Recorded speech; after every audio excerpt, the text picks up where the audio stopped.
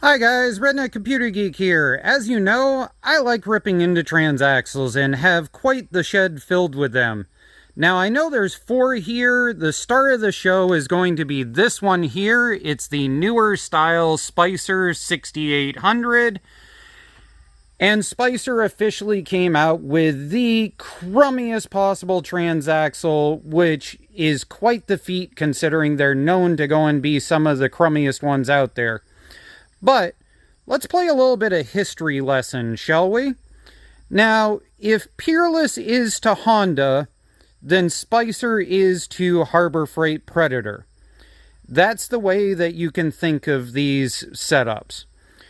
Now, this is a Peerless 930. These Peerless 930s were known to blow up just attempting to mow the yard, let alone actually do any real work. Therefore, Peerless discontinued these and loves to pretend that they do not exist.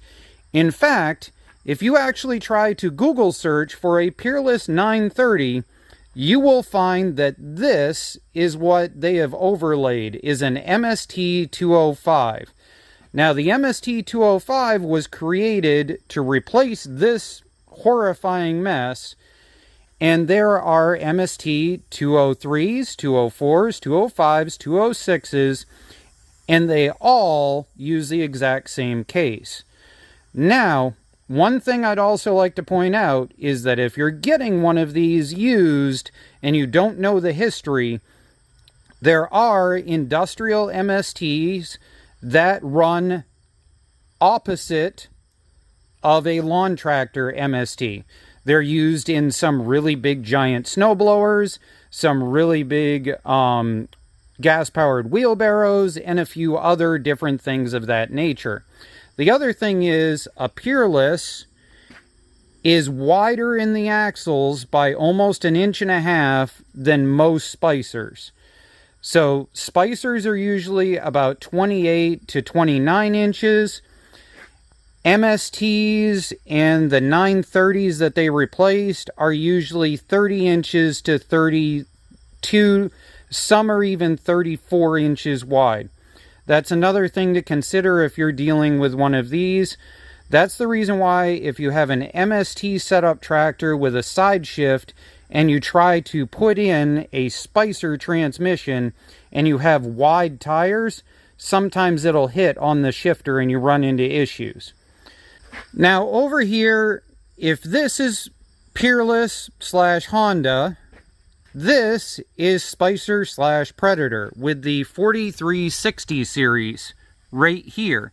Now if you see this dash in here, that dash, if you look it up, the number after it, will tell you whether this is a 2-shift key unit or whether it is a 4-shift key unit. The 4-shift key is better. It'll also tell you the gear ratios because there were a bunch of different gear ratios they came out with. For example, I know that a 4360-99 is a 4-shift key unit and is better than other units. It's the one that I've seen a couple of times, and so therefore I've memorized it over the years to look for it. This hunk of garbage is obviously made to be a replacement for the MST 205 and 206 that they use in lawn tractors, but it is a horrifyingly bad knockoff. I mean, even the brake is janky that they tried to clone. So we're going to crack this thing open and we're going to see what we can figure out. Alright, I think I said it earlier wrong. This is a T30. We've got a bunch of flathead screwdrivers because that's how we're going to break the seal. We've got a 1/2 inch impact in order to be able to get this off here immediately.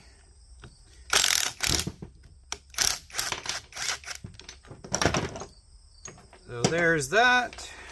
And this should just slide off. Now, another thing that I find interesting is that on these are splined But a 4360 uses just a straight shaft with a key in it.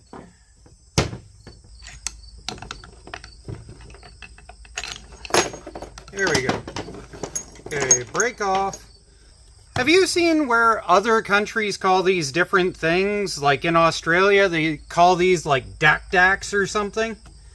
I find that interesting. Oh, we should pound that in with a hammer. I know we should.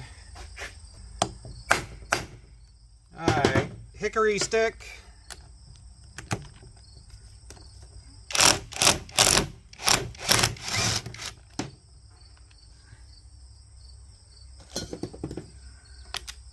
One magnet fishing.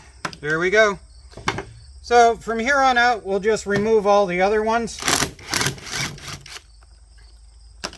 Now I'm expecting either the reverse gear chain exploded, or he says that it screwed up when he launched it drag racing, attempting a 3rd to 5th gear shift, and where it only has 2 shift keys, it might have snapped one off in between.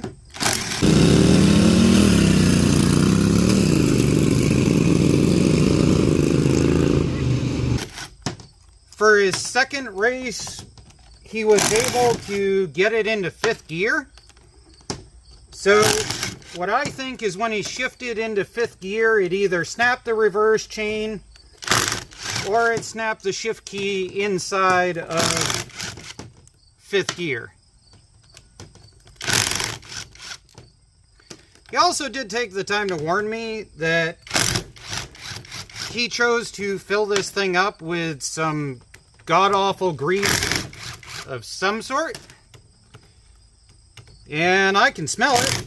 It smells like really badly burnt 90 weight. So I guess we'll see what's in here.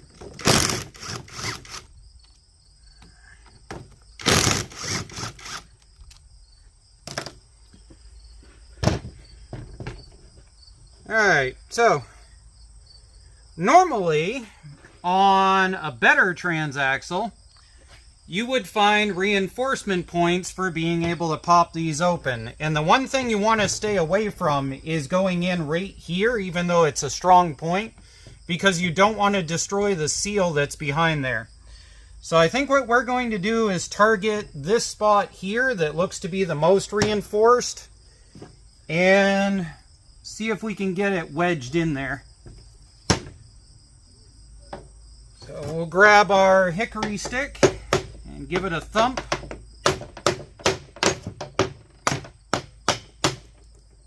This is not a scientific thing other than just going back and forth in order to get it to pop. The other notation here is there's going to be shift balls underneath this. And that is a 5/16. So we're going to get that popped off. And before we lose the ability to pry on this thing any further, we're going to pop this off and see what's underneath here for a shift holder. Okay, so that's a cap, and that looks to be a spring, which means this is a single shift ball unit. Yeah, I can see it down there. So this is a single shift ball unit, just like an MST is. So when we go to pop this off, this is going to stick, and all you do is just lightly give it a tap to knock it down through. So we're gonna keep going back and forth till the whole thing pops loose. Do not worry about this. So once we get it to the point we can float it, we grab this and start tapping.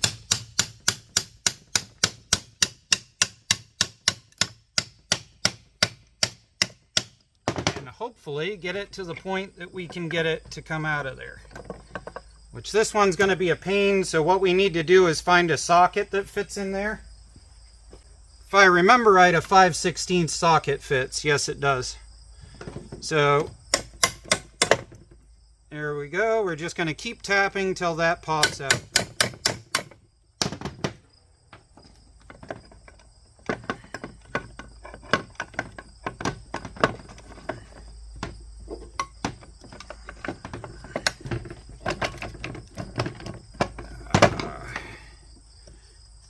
And yes, even people that do this all the time struggle with this one stupid fan piece. There we go.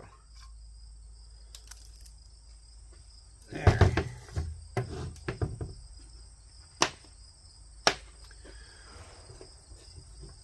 So this is interesting right off the bat. That is giant. That is way bigger than an MST series. But as you can see, it's missing the reinforcement there. So there's not a bolt in that spot like there normally would be.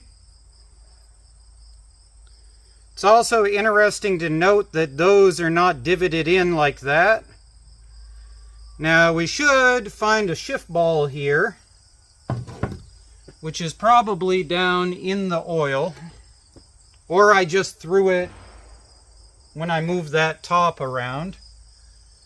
So I guess we'll take 5 seconds to see if we can find a shift ball, which I might have lost. I might have to go buy one because it's not in the top. It should be right there.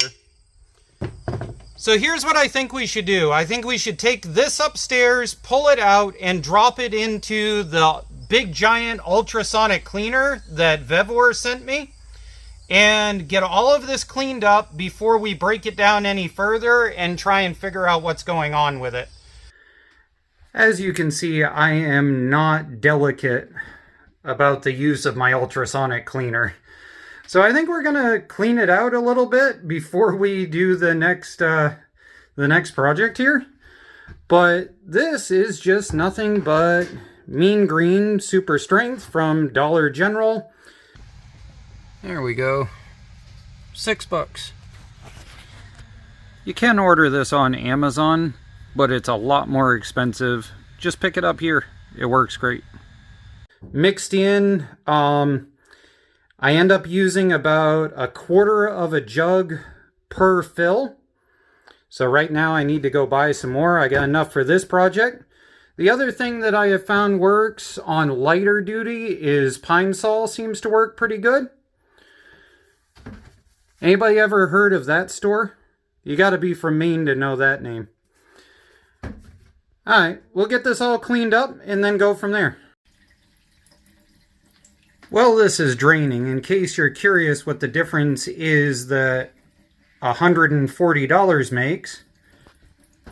This is $220. Well, $212 right now. It was $260 when I got it. And this is your standard ultrasonic cleaner Amazon tries to sell you at about $80. $80 worth of space? $200 worth of space. I mean, here's the basket, just for a size comparison. So that is what you pay for. Alright, gotta finish cleaning this out, and then we'll be back. There we go, so we got a nice green tint to it. I actually usually make it a little bit darker, but I ran out, so I guess I'm gonna have to go to Dollar General if that wasn't enough.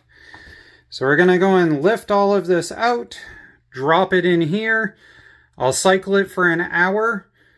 You can do everything I'm doing with this cleaner with just plain out kerosene, diesel, gasoline left over that's all gone to ethanol hell, you name it. You can do all of this without the ultrasonic cleaner.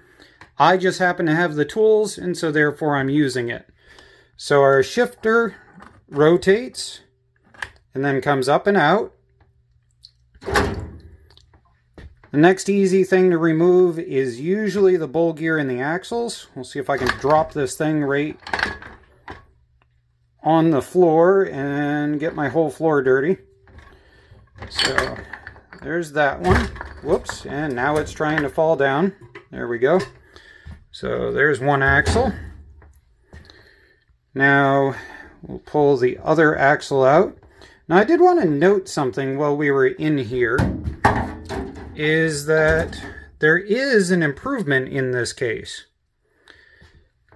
That channel there allows this to be full of grease, and that channel there allows this to be full of grease. So that is an improvement. I also want to, when this comes out, compare that bull gear to an MST bull gear, because that looks way bigger than I remember spicers having previously. So I'm wondering if they cloned the old style MST. Now, for the observation person, that is not at the full level. That's because you fill it most of the way, you put your parts in, and then you fill it the rest of the way before you start it. So now, this will come out, and you rotate it that way. And we'll drop that over in here somewhere. Right in there works. And that should leave us enough for the gear cassette to go right there. So this gear cassette should come out as one unit. You want to grab it where the reverse gear is and pinch it and bring it up. And it's the heaviest part in there, so take your time. Now, somewhere I put the magnet. Okay, so that stupid ball usually ends up either in this area. I heard a tink. Right there. There's the stupid shift ball. So it either ends up over in here, or it ends up down in this channel right in here. So we're going to go dump all of this off into a cat litter container and stick that somewhere. And that, see if I can get it to focus. There are chunkies. See those? That's not good. Anyways. So we've got this set, we've got the temperature cranking. The higher the temp you can get, the better. And we're going to punch this. You'll see bubbles starting. And we're going to fill it up the rest of the way off camera. We're a little past 6 minutes in, starting to come up to temp. Oh yeah. It's working at it. Breaking open this MST so that we can do a comparison with this also, so you guys can see the difference internally. And we'll answer a couple of questions I get right off the bat. This right here, that Allen, is a 7/32. So 3/16 is too small, 1/4 inch is too big. It is a 7/32. Just so you know, so that you can hatefully yell at that thing. And the place to break the seal on these is right here. It gets you just behind where the axle seal is. And if it's been upgraded to bearings, you need to pay attention. But 99.9% of the time, unless you did the bearing upgrade, you will not find them in here. Also, I'll post a link to the bearing upgrade. Alright, here we go. We've cycled it through a couple of times. I wanted to point this out. See how that says actual temperature 57 degrees? Well, that would be because this thing, as it vibrates, ends up causing it to get warmer. So if you don't know this trick, this is how you get the oil slick off the top, is a paper towel. So we undo a paper towel, and we fluff it down in. Now this is 52 degrees, which is still like 110. But if we roll that around, then it picks up the oil slick off the top so that you have less you got to wash off your hands after. There we go.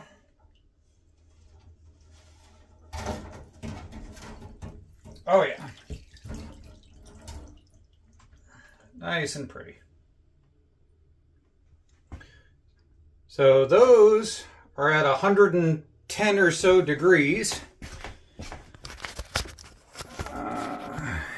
So here you go.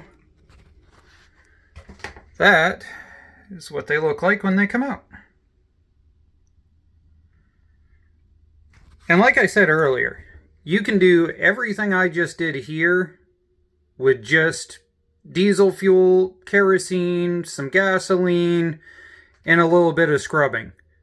One interesting note here, I was told that this was a 5-speed, but it's actually a 1, 2, 3, 4, 5, 6-speed. But what I was able to confirm is that that is pushed all the way into 6th gear, and that is the key that is associated with the other end of this shift key. So the question is, if I flip this around, the other shift key is still right there. You can see the tab sticking out. So I'm not sure what kind of game is getting played in this thing, but we'll put it back together and see if we can figure out why it is that supposedly it was bound up and wouldn't do anything. Well now, we got quite the smorgasbord going on here. Who can tell which one the 6800 is? 1, 2, or 3? Comment down below. I dare you. Alright, this is the 68, and I had to double check multiple times on a couple of different things to make sure that this was correct. It literally is like that from factory. See that? That is why I had to argue with myself. That has a spacer. That does not have a spacer. And it's like that from factory. Does not give me happy feelings. So, there's a bunch of different things here when we were looking at the case that we figured out some of the case was old school 3400 and some of the case was blatantly MST clone. The internals are the same idea. There are certain things about these internals that are massively good old school 930 clone, therefore 4360 clone. And then there's some other parts of this thing that are blatantly MST clone. Now, this is the input gear, and it is massively proprietary sized. So if we look at this thing is like 2 to 3 times bigger than my finger. So if we look at this 43, it's like twice the size of my finger. And then if we come over to an MST is a little bit bigger than the 43. But this is much stronger grade steel. It's a much better pitch on it than the 43 has. The 43 is just straight cut down through. There's no pitch on it whatsoever. An MST, on the other hand, it has a nice meshing pitch on it that helps with binding. This, on the other hand, has almost no surface area. Let me show you this. See that? That's your surface area versus that amount of surface area. So that's like almost 3/4 of an inch. That's like just barely half of an inch. So they definitely cut some corners there. So they made it shorter, but they made it wider for strength. When we come over here, we've got obviously the leftovers from when they originally cloned a 930 Peerless. So this looks to be just about exactly the same as this, with its own little exception. These have a habit of stripping out and breaking and whatever. So therefore, they cloned the MST and they made it a spline shaft. Just like this one here, but as you can see, that one is long and thin, and this one is stubby and thick. Just like they did with that. And that is the thing about a clone. In order to not get sued in the United States, your clone must have 7 differences from the original. So definitely this was designed to replace an MST, but they kept enough stuff to be like the original Spicer clone, but changed a bunch of other stuff. Another thing I really don't like, those sucked in order to try and get that bowl gear in. See that offset? that offset meant that a lot of times the thing would kick sideways while you tried to drop it in. An MST, on the other hand, the differential and the gears line up almost perfect, which means that once you set that on the bench, you lift it up and you set it in place and you're done. That causes you to find all the pirate terms that you can, and this causes you to write a dictionary of pirate terms. I have put so many transaxles together that this is now officially on my top list of ones I hope I don't have to do again. That is horrible. The other thing I wanted to point out here is that this is proprietary and thinner than that. This is an MST bull gear, because remember earlier I thought that it looked like it was a clone of the MST, and it is close, as we can see there.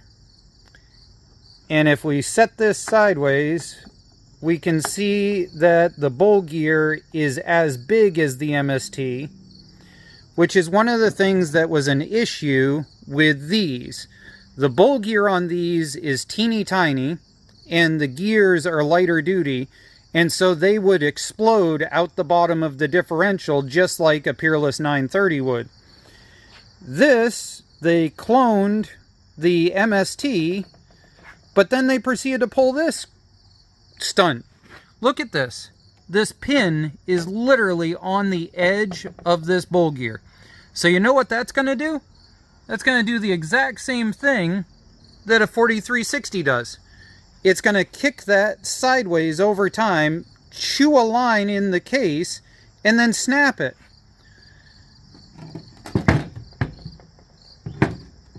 I present to you Exhibit A.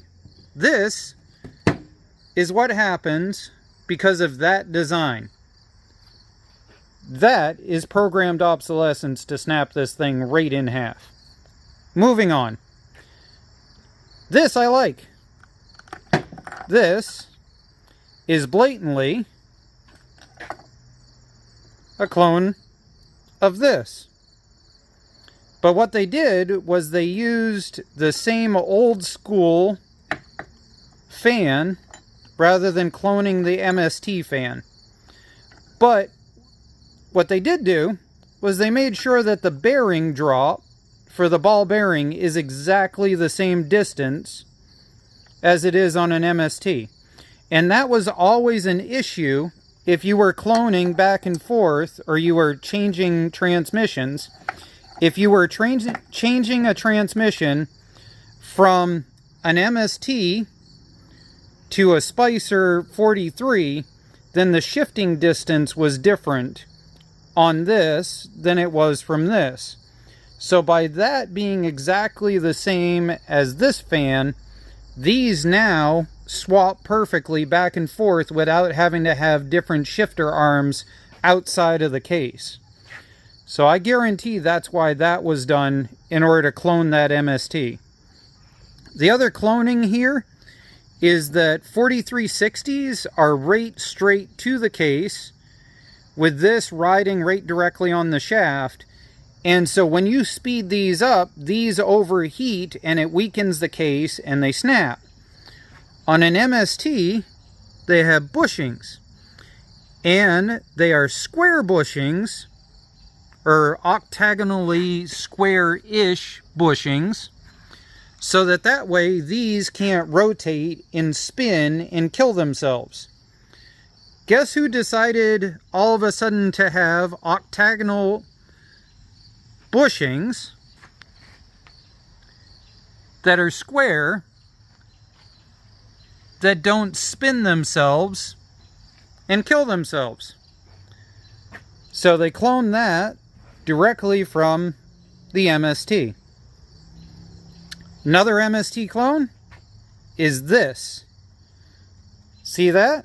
That's an actual seal. It's a blatant, exactly the same size as that Peerless one. Instead of this rubbery, doohickey, whatever type thing. By the way, if you need to replace one of these and you're doing this in a pinch and all you're going to put is just axle grease in this, you can replace that with the seal for a garden hose, by the way, and it'll work. Well, there we go. We are going to put that back together after I add a spacer there, because I just can't stand the fact that they cheaped out and didn't put that spacer there. Well, I figured out why it stopped turning. It was locked up solid. You could not turn the input shaft. But then, after bouncing around in my truck, coming here, thumping it down on the table, that input shaft ended up turning while you guys were watching. What I noticed was right there. See that? They're all screwed up. And if I lay the case so that they're in line, that right there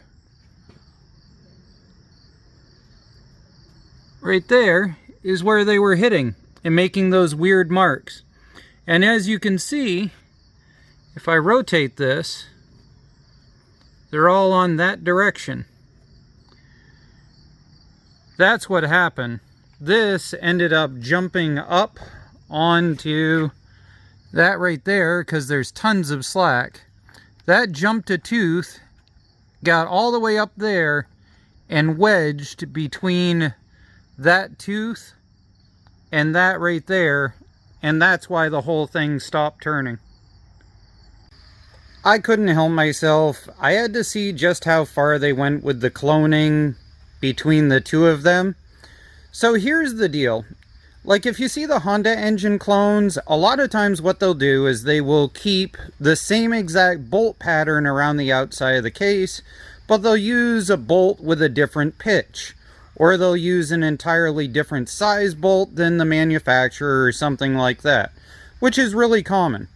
So what I was noticing was that the gear ratio that they run in an MST and the gear ratio that they run in this are almost exactly the same. I grabbed a set of calipers and I started going back and forth.